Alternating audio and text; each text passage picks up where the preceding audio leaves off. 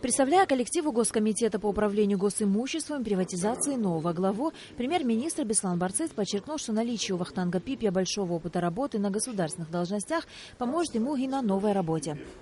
Вахтанг Ахрович не нуждается в широком представлении. Это человек, который долгие годы проработал на государственной службе, был в ранге вице-премьера, руководил Министерством по налогам и сборам. Большой опыт работы, исключительно по этим параметрам ему было предложено возглавить данный комитет.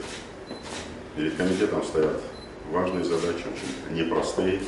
Дальнейшая работа комитета, связанная с эффективным управлением государственным имуществом. Остается очень много вопросов в плане эффективного использования имущества, государственного имущества. Все эти вопросы, которыми непосредственно предстоит заняться новому руководителю. Кандидат экономических наук Вахтанг Пипия в разные годы был депутатом Народного собрания республики, министром по налогам и сборам, вице-премьером правительства.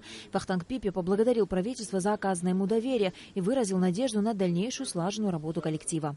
Уверен в том, что у нас все получится. Мы сохраним преемственность, то, чем вы занимались вместе с Константином Анатольевичем. И уверен, что сегодня в руководстве страны стоят новые задачи в этой сфере. Задачи, которые мне сегодня буквально поделился премьер-министр Беслан Константинович. И я думаю, что ваш опыт в этом сыграет определяющую роль в достижении нашей цели. Константин Каций занимал должность председателя Госкомитета более 15 лет. Тепло отзываясь о коллективе, он поблагодарил всех за совместную плодотворную работу и пожелал ведомству и новому руководству удачи. На Алакове, Беслан Шинджерия, Абхазское телевидение.